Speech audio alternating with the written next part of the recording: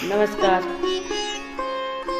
बोलाराम की कहानी से ये प्रतीत होता है कि अगर भक्ति सच्ची हो तो भगवान भगत के लिए किसी न किसी रूप में हाजिर हो जाते हैं। जैसे बोलाराम की गवाही देने के लिए स्वयं रघुनाथ जी उस मंदिर के अंदर से बाहर निकलकर वही नए कपड़े पहन के और अदालत में हाजिर हो गए थे और बोलाराम के पक्ष में गवाही देकर बोले कि सेठ जी झूठ बोल रहा है और इसके पुराने बही खाते के अंदर बोलाराम के द्वारा पैसों की जो लेन देन हुई है उसका हिसाब किताब लिखा हुआ है।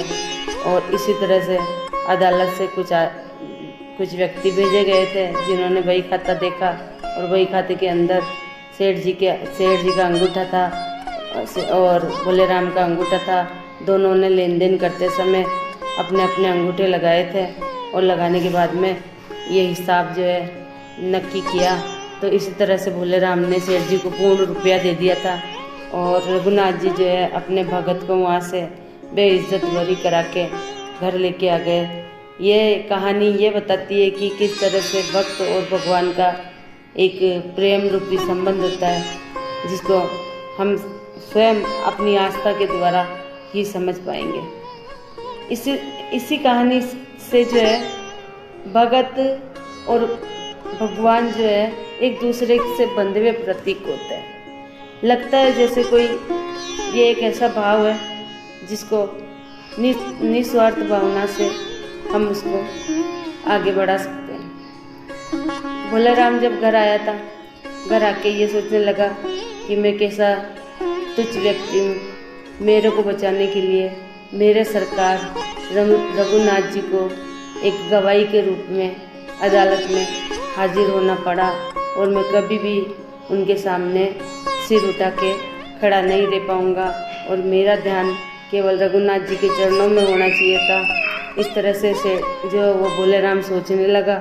बोलाराम फिर उसके बाद में कभी भी जो है उसने भगवान की मूर्ति के सामने आंख भर के नहीं देखा और बोलाराम का ध्यान हमेशा प्रभु के चरण कमल में ही रहता था और बार बार आंखों से नीर बहाता और भगवान के चरण धोता।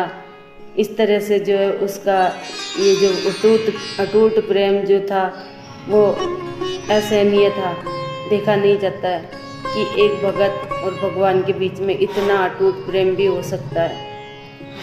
ये कहानी एक सच की विजय का भी प्रतीक है। बोलाराम एक बहुत सीधा साधा नेक इंसान था और उसने सेठ जी पर अटूट विश्वास किया था, पर सेठ जी जो है उसके विश्वास को तोड़ चुके थे और अपनी लालच के कारण उस बोलाराम से दोबारा पैसा ऐंठना चाहते थे। इसीलिए उन्होंने फर्जी रसीद लिखकर बोलाराम के हाथ में दी जिसकी बोलाराम को कोई खबर नहीं थी और बोलाराम ना पढ़ा लिखा व्यक्ति था। तो रघुनाथ जी को साक्षी मान के ये सारा लेन देन हुआ था और रघुनाथ जी ही बोलाराम को अदालत से बेइज्जत बरी करके लाए थे। तो दोस्तों, आपको मेरी कहानियाँ कैसी लगी?